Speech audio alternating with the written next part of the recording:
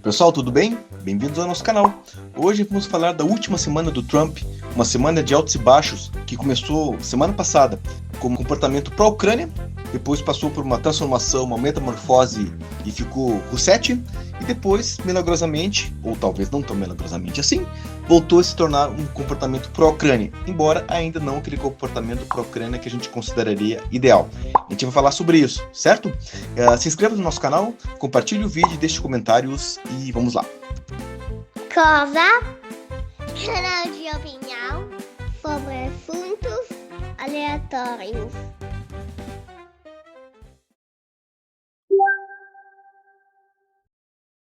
Para começar, vamos imaginar uma situação bem simples. Imagine vocês como pessoas, tá? Assim, estão ali na vida de vocês e são chamados por um amigo grande, beberrão, para resolver um problema.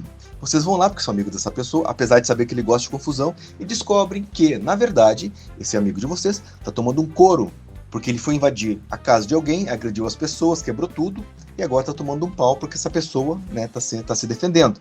Aí vocês, no lugar de pegar e assumir o lado certo da situação, que todo mundo está vendo o que está acontecendo, decidem intermediar e favorecer o cara que agrediu, o teu amigo. E esse amigo, no lugar de colaborar contigo, ele simplesmente diz o seguinte: não quero reparar nada, não devo nada para ninguém, eu tô certo, quero ficar nesse pátio que eu já peguei, não vou fazer nada, tá bom assim, não vou pagar prejuízo nenhum também. Como é que ficaria a situação de vocês em termos de negociação perante todo mundo que está vendo a situação e percebe que isso não está correto? Se a gente for proporcionar isso, se a gente for escalonar isso de maneira proporcional, ou seja, escalonar em milhões, centenas de milhões de vezes, o que nós teremos hoje é mais ou menos, de maneira bem simplificada, é o papel que o Trump está se propondo a nível mundial.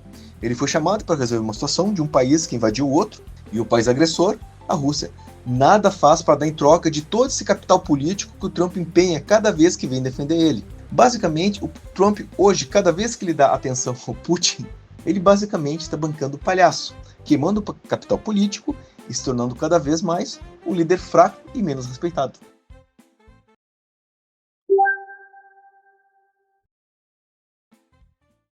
Muito bem. Para quem tem acompanhado nas últimas semanas a questão da guerra na Ucrânia e essa relação Trump, Putin e Zelensky, deve estar familiarizado com a história de que semana passada a gente teve um encontro onde o Zelensky visitaria os Estados Unidos, iria conversar com Trump.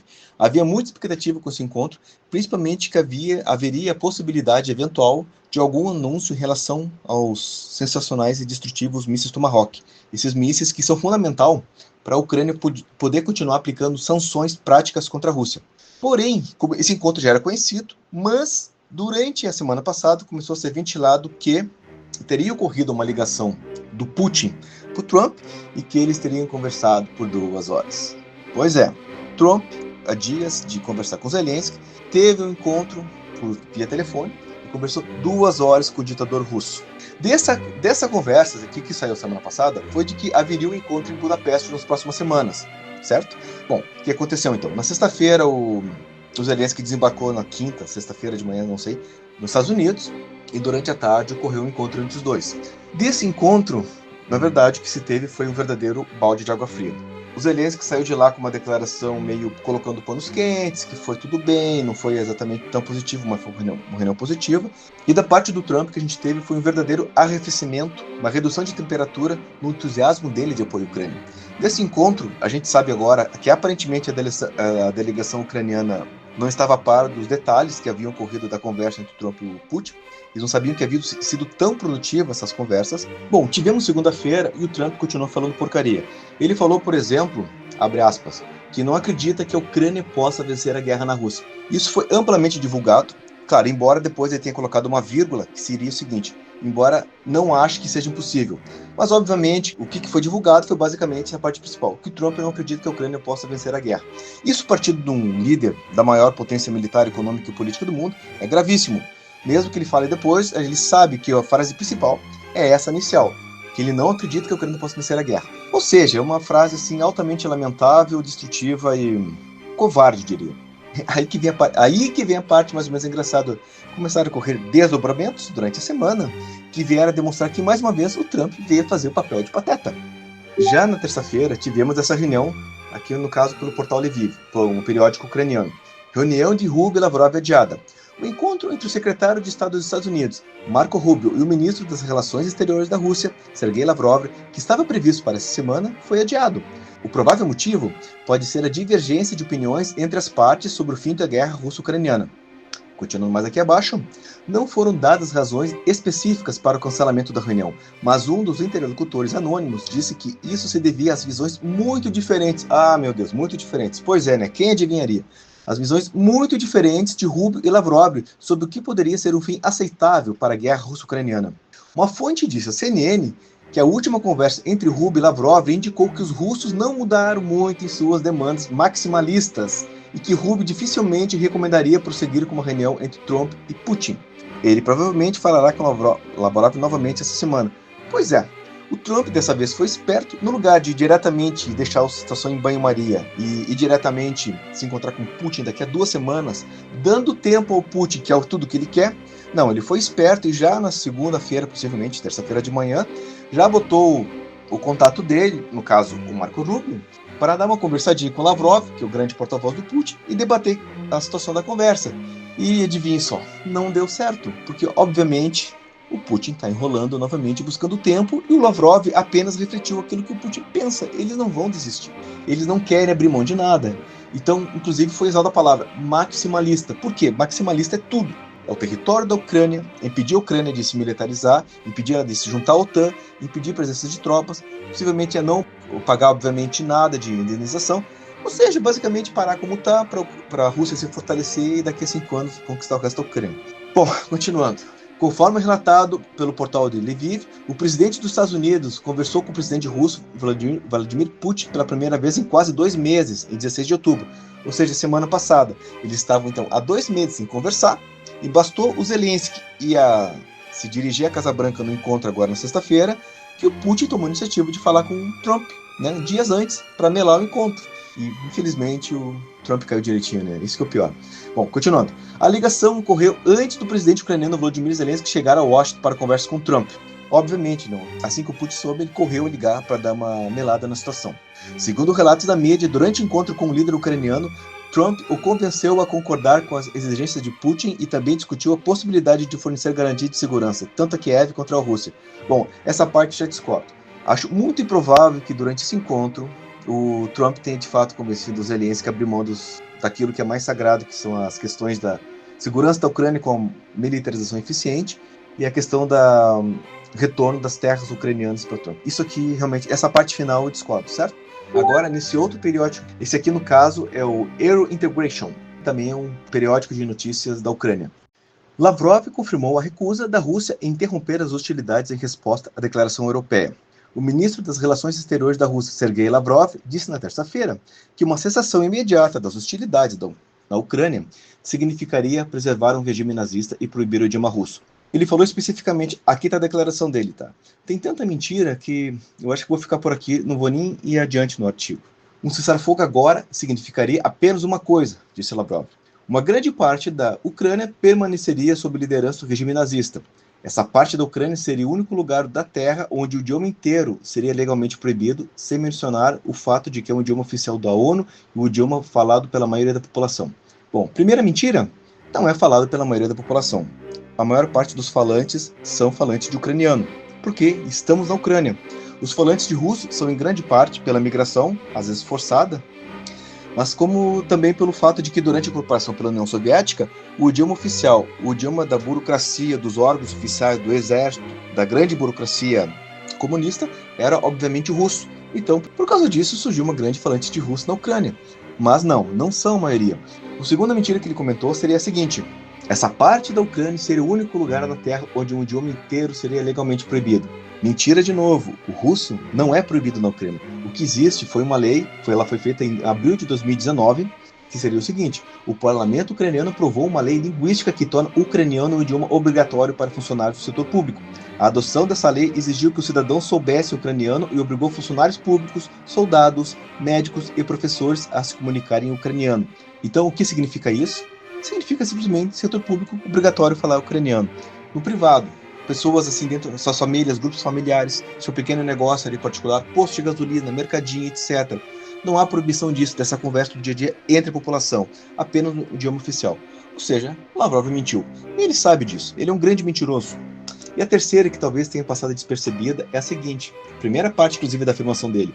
Um cessar-fogo significaria apenas uma coisa. Uma grande parte da Ucrânia permaneceria sob a liderança do regime nazista. Essa é a mesma desculpa, uma das grandes desculpas usada agora em 2022 para dar início à guerra na Ucrânia. Ele está usando de novo a mesma desculpa, que é basicamente a Ucrânia é nazista e eles têm que culpar ela para desnazificar. Eu não sei se essa frase ela foi um ato falho do Lavrov ou se foi uma frase já premeditada para deixar claro, que significa, entre aspas, a Ucrânia inteira é nazista, nosso objetivo é livrar a Ucrânia desse nazismo. Ficando então subentendido que o objetivo é a conquista total da Ucrânia.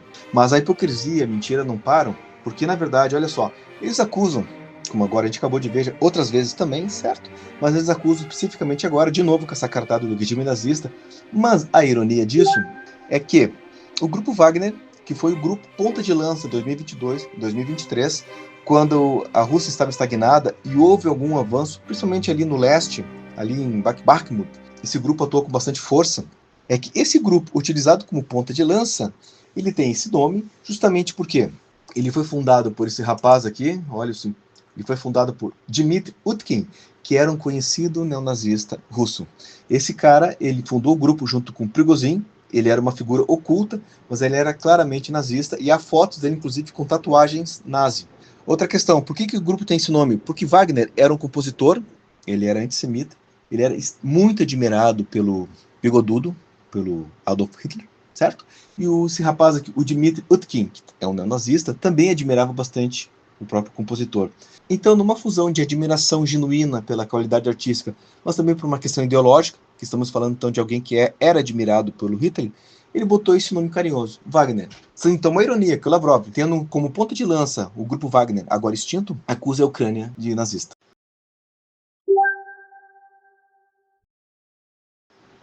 Toda essa rodada semanal que a gente teve agora de acontecimentos, essa verdadeira palhaçada diplomática também, por que não? Acabou finalmente, aparentemente, de maneira bem rápida, eu diria, fazendo o Trump de novo voltar para o lado certo. Então aqui nessa reportagem, Trump diz que adiou os planos de se encontrar com Putin para evitar uma reunião inútil, embora a diplomacia continue. Isso é certo, a diplomacia tem que estar sempre aberta. Então aqui, não há planos para que o presidente dos Estados Unidos, Donald Trump, e o presidente russo, ditador russo no caso, se encontrem no futuro imediato, disse um alto funcionário da Casa Branca em 21 de outubro. Foi bem rápido, gente.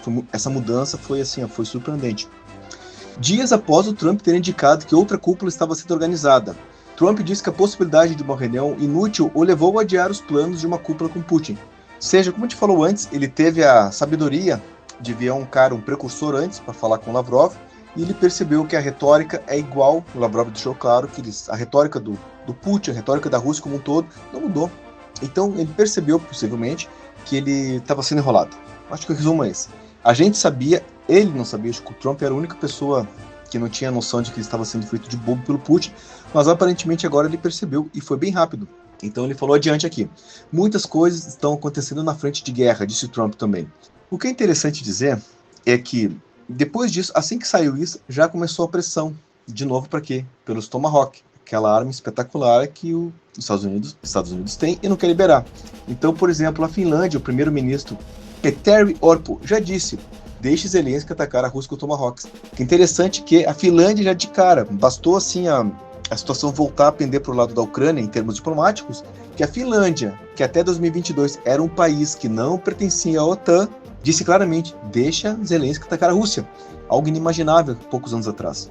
Então tá aqui, ó. O primeiro-ministro Petteri Orpo disse que a Ucrânia deve estar equipada para igualar ou superar as capacidades da Rússia, porque Vladimir Putin responde à força.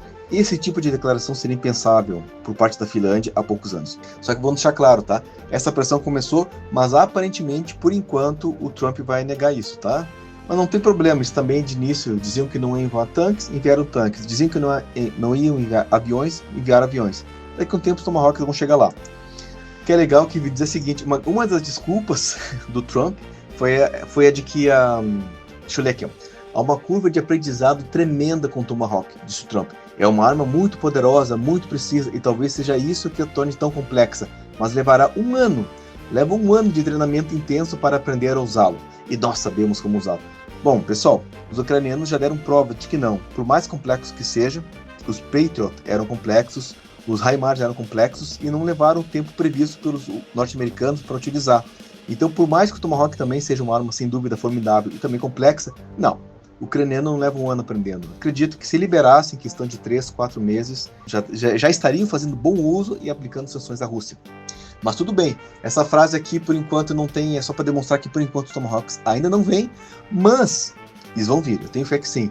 E uma demonstração final de que, enfim, o Trump percebeu no que ele está se metendo, que ele foi enganado, essa notícia muito interessante de que, enfim, as sanções estão sendo aplicadas de maneira efetiva pelos Estados Unidos contra a Rússia. Olha que essa matéria no G1. Trump aplica sua primeira sanção contra a Rússia e pressiona Vladimir Putin por cessar fogo. Medida atinge as petrolíferas russas de Lukoil e Rosneft, as maiores do país, e ocorre em meio a um crescente descontentamento de Trump. Finalmente, foi rápido. Pensem bem, há uma semana atrás, estávamos falando desse encontro do Zelensky com Trump e de um possível encontro do Trump com Putin, com Trump novamente colocando aquela skin de Rousseff, sabe-se lá por quanto tempo, semanas, meses, então atrasando todo o processo da Ucrânia.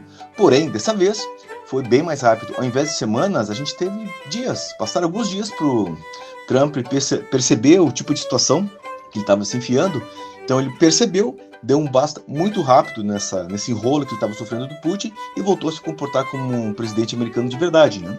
Um presidente que defende os interesses políticos do seu país, Estados Unidos, e consequentemente defende também os interesses geopolíticos da Ucrânia, da Europa e de todo o mundo ocidental. Certo? Bom, era isso que tínhamos por hoje. Obrigado por assistir, deixe dúvidas, opiniões, escreve lá no comentário. Por favor, curta um vídeo e até a próxima. Se inscreva no canal, curta, comente e compartilhe. Tá bom?